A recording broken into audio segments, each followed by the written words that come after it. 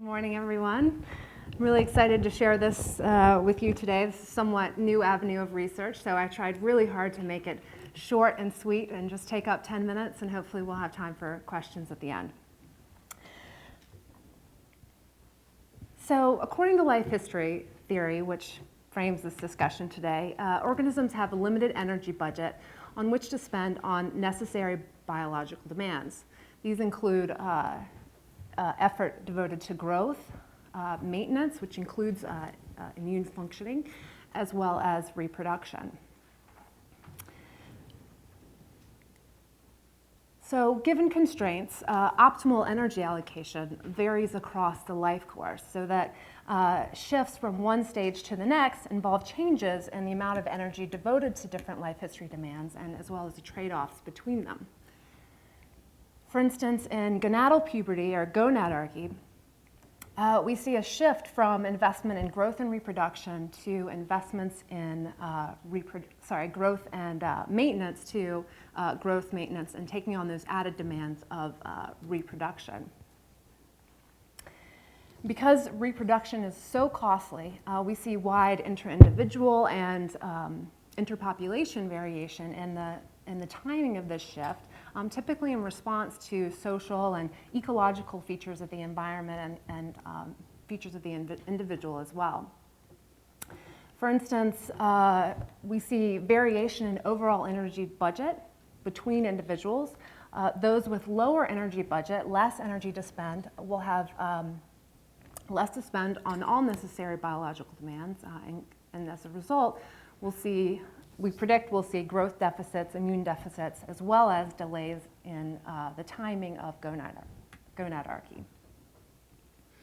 So as you might have noticed from my title, I'm not actually talking about gonadarchy today. I'm talking about the puberty of the adrenal glands, or adrenarchy. So as a comparison, in gonadarchy, in response to pituitary gonadotropins, we see increasing production of sex steroids, including testosterone and estrogen. And this results in the phenotypic effects of testicular enlargement, breast development, and menarche.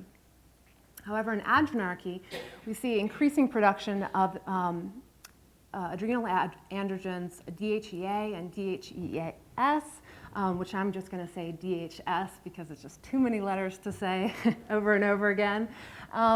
In conjunction with the development of new area of the adrenal cortex, the zona reticularis. And the phenotypic effects of adrenarchy are changes in pubic hair, body odor, and skin oiliness. So looking at the maturational change in the growth of the zona reticularis and DHS, we see that there's an uptick or an increase in humans in DHS around ages of 6 to 8 years old, and this is termed adrenarchy. However, we see increases in the development of the ZR and DHS throughout pubertal development, reaching a peak around 20 to 30 years age, so early adulthood. And this is a few years before gonadarchy occurs. Importantly, these are separate, dissociated maturational events. So atypical gonadarchy doesn't affect adrenarchy and vice versa. So we can really think about these almost separately. As I'm sure you're aware, there's vastly more research on what affects differences in gonadarchy, and just more research in general on this period of the life history compared to adrenarchy. And the big questions for me are, what are the factors that affect variation in adrenal maturation, and why? What is the ultimate function of this area of the adrenal cortex? Why do we see increasing production of these adrenal androgens? So life history theory has provided a pretty useful framework for understanding variation in the timing of gonadarchy in humans, and so the goal is to apply this idea to adrenal maturation as well. So the first question is adrenal development simply subject to energetic constraints?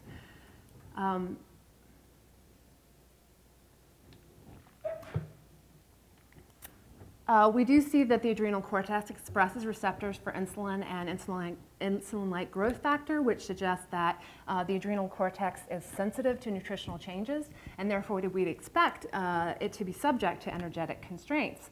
And indeed, several studies have shown that developmental increases in BMI are associated with developmental increases in DHS. So that leads us to the first prediction of the study. Pretty simple, is that those with lower overall energy budget, less to spend on necessary biological demands, will show delays or deficits in adrenal development. The second goal of the study was to look at the relationship between adrenal maturation and investment and immune function. So it was really tempting for me at first to want to view the investment or the production of DHS as an investment in the life history demand of reproduction, because it increases during adolescence, it's mildly sexually dimorphic, it's associated with increase in secondary sexual characteristics, and it's an androgen and converts, albeit in small amounts, to testosterone and other sex steroids. However, after looking at the literature, I'm starting to see this more as investment in maintenance, in particular in immune functioning. So there's a strong support in the literature for the relationship between DHS and immune functioning. And this is just a few highlights of the literature, and most of this is examined in the context of aging in older adults, but a few studies in adolescents as well. So what we see is DHS stimulates IL-2 production, which regulates white blood cells, the actions of T cells and natural killer cells. It inhibits production of pro-inflammatory cytokines. Several studies have shown that adolescents with higher DHS levels are less likely to become infected with malaria and other parasites, and they're less likely to become reinfected if they've been infected in the past with these. So there's an association between DHS and higher antibody levels. However, I haven't come across studies looking at the relationship between DHS and mucosal immunity in adolescents in particular. So that's what we'll look at today. So that brings us to the second prediction, that higher levels of DHS are going to be associated with higher mucosal immunity. So the measure of mucosal immunity is secretory IgA. This is the primary antibody in all mucosal secretions, tears, the lining of the gastrointestinal tract, breast milk, etc. It has a number of roles. One of the important ones is immune exclusion, so it binds to parasites and pathogens and prevents them from entering the epithelium. Importantly, low or depressed levels of IgA have been associated directly with increased risk of upper respiratory tract infection. So it has important consequences for infection in humans. Data collection occurred in Bolivia among a group of indigenous forager horticulturists called the Chimani, which you might have heard of once or twice before. Chimani participants were 81 females and 91 males, aged 8 to 23 in 3 different villages. Measures included height and weight, which were used to calculate a Chimani-specific age-standardized BMI residuals. That's our measure of energetic reserves. Age and saliva samples were assayed for DHS and secretory IgA. So looking at the results, just looking at sex differences first, because I'm going to present sex differences. Age-related trends in adrenal maturation, we see that males, which are shown in green, have an earlier increase in DHS during development, and they had higher levels at all ages in the sample. So as a reminder, our first prediction was that we would see delays or deficits in adrenal development with those who have lower overall energy budget. And when we look in males only, we see a positive relationship between BMI and DHS. This is controlling for age. So those with larger overall energy budgets have higher levels of DHS. We don't see that relationship in females. So the second prediction was that higher DHS levels would be associated with more investment in mucosal immunity. And this also was supported. There's a strong relationship between DHS levels and sIgA levels, and this is controlling for age as well as BMI, so to control for overall differences in energy budget, phenotypic correlation. So, and we also see this strong relationship in females as well. So just to summarize, higher energy budget is associated with greater investment in adrenal maturation. So adrenal maturation looks like it's subject to life history energetic constraints, and this was only in males. Greater investment in adrenal maturation is associated with greater investments in mucosal immunity, and this is for males and females.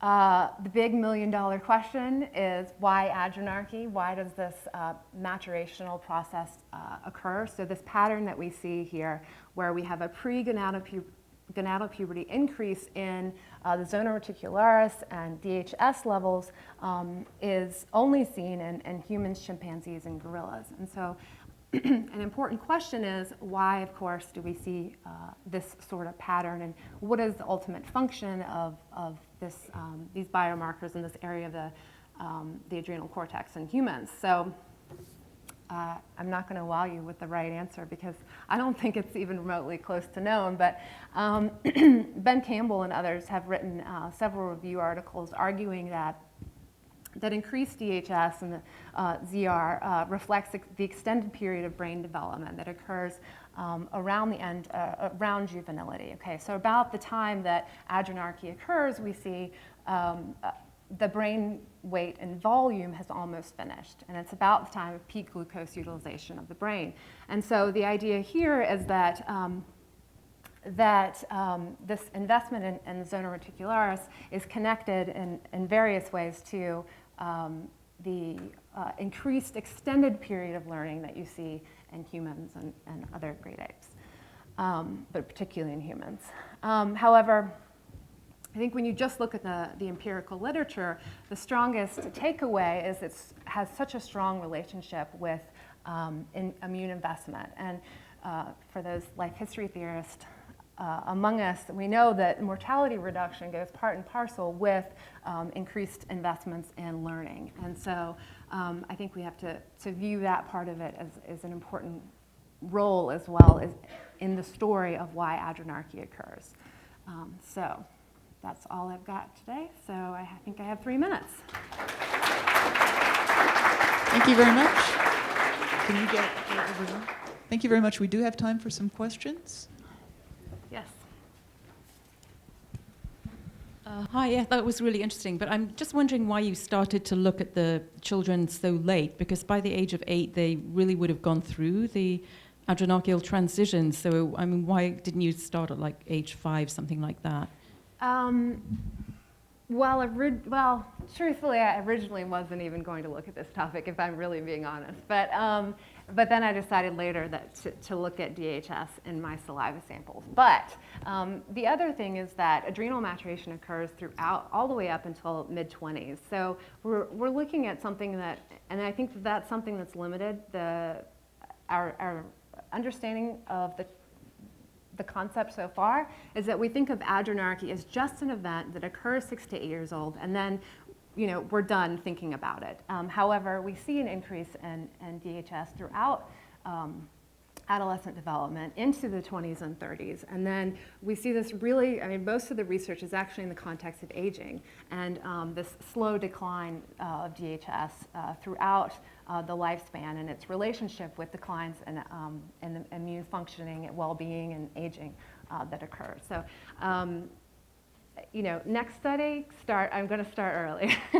But I think it's, there's still a lot to take away. It's just looking during the adolescent period when we see this sharp increase. So.